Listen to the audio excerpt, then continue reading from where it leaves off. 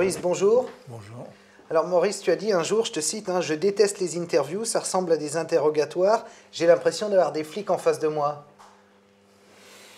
Oui, bon, ça dépend aussi qui interviewe, mais enfin, oui, on peut toujours penser ça, oui. Bon, enfin, c'est d'autant plus aimable à toi d'avoir déféré à ma convocation, tu vois. Oui, enfin, c'est surtout, dans le fond, c'est un peu hypocrite, ça. Dans la vie, ce qui compte surtout, c'est que on craint toujours de ne pas être bien, enfin, de ne pas être satisfait de ce qu'on a fait. Alors, on peut invoquer quelque chose comme ça, mais Moi, je sais que tu es toujours bon. Je sais que tu es bon en tout le interview. monde, ils sont rares ceux qui cavalent pas pour les interviews. Alors, j'ai lu dans Le Monde te décrit comme un ermite ronchon, enfermé dans sa solitude teigneuse. Ça te fait ronchonner quand tu lis ça? C'est récent, ça. Ouais, c'est en 99. Ah bah oui, mais ça correspond à une passe difficile là, que j'ai traversée où on mélange tout. Là, c'est plus professionnel. Là, c'est une question de vie privée, de santé, tout ça. Ben, je suis pas comme ça, non, pas du tout. Mais ça correspond à ce moment-là, peut-être. de toute façon, à la fin de l'article, ils ajoutent quand même que tu es l'un des plus grands réalisateurs français. Ça te fait plaisir? Bon, non, il faudra enlever le mot français. Ah, tu es toujours ambitieux, hein? Bah non, même plus, même plus. Alors, il y a eu au César le triomphe de le film Le goût des autres. Oui. Tu l'as vu, ce Oh film-là? non, ça je vais pas voir parce que c'est pas du tout prétentieux. D'abord, ce serait malvenu parce que j'aurais l'air de quoi. Mais vous savez, je sais pas, c'est quelque chose que je sais tellement ce que c'est avant de le voir que oui, je me j'irais peut-être, mais les gens qui l'ont fait, tout ça, sont assez sympathiques. Moi, j'ai toujours bien aimé Bacri avant même qu'il soit connu, mais bon, j'ai pas. C'est vrai que maintenant c'est nouveau. Il y a des films que je ne vais pas voir. Tu Là, penses par que exemple, dans les films qui viennent de sortir, j'en verrai probablement aucun. Et tu penses C'est que la première fois. Bacri, c'est quelqu'un qui t'a remplacé dans le côté râleur ou pas? Oh non, non. Si on veut être méchant, on peut dire que quand il était moins connu, il gueulait, ça y allait, quoi. Tandis que maintenant, il est un petit peu plus enrobé, quoi. Ah, c'est plus... ta fleur émouchetée maintenant. Oui, c'est ça, oui. Il fait partie du système? Non, non, c'est la réussite, ça lénifie, quoi. C'est un peu un bain de sucre, quand même. Pourquoi t'as rien tourné depuis 95? Parce que je suis malade.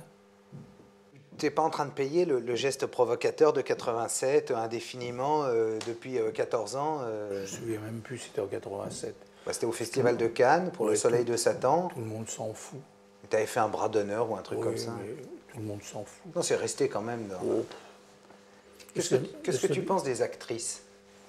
Moi, j'ai un problème avec les actrices qui fait que, par exemple, Isabelle Huppert a tout de suite décrété que c'était un problème avec les femmes. J'ai eu un problème toute ma vie avec certaines femmes, mais je ne dois pas être le seul.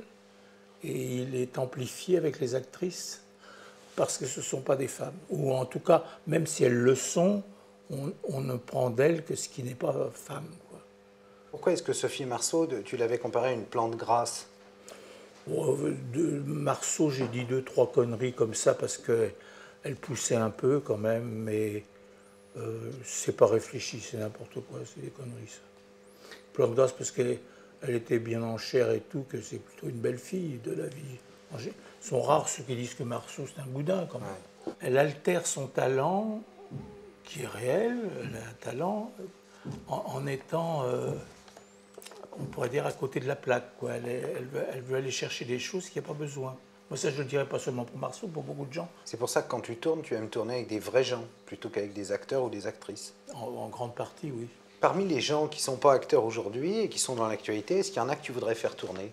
Je sais pas, je me posais des questions sur José Bové, oui. Je sais pas, Alfred Sirven. Oui, Sirven déjà mieux que Bové, parce que Bové, il est trop bien.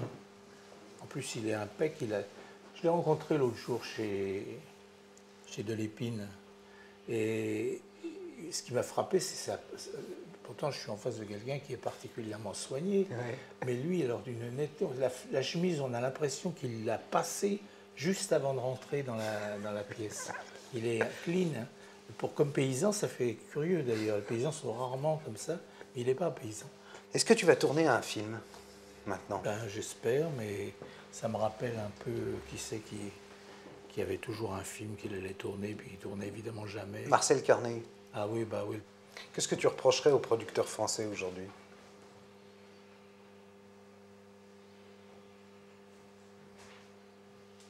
Bah, je sais pas, on leur dit ça c'est vert, oui, ça c'est vert, ça c'est bleu, ça c'est bleu, ça c'est des... En réalité, il n'y en a pas. Dans le cinéma, il faut à un moment que les moyens ne comptent pas. Et ça ne veut pas dire qu'il est nécessaire qu'il y en ait beaucoup, mais que les moyens ne comptent pas. Et quand on tourne, moi, si je dis quelque chose avant de disparaître, je dirais, j'ai jamais été en position de tourner vraiment, quoi. D'une façon professionnelle, ça ne veut rien dire maintenant, puisqu'on prône un cinéma qui ne l'est plus, ce qui est d'ailleurs le danois de malheur. Le dogma. Le dogma. Ça ne veut rien dire, caméra à la main. Caméra à la main. Pour beaucoup de choses, c'est bien mieux d'avoir une caméra sur pied, un mouvement, tout.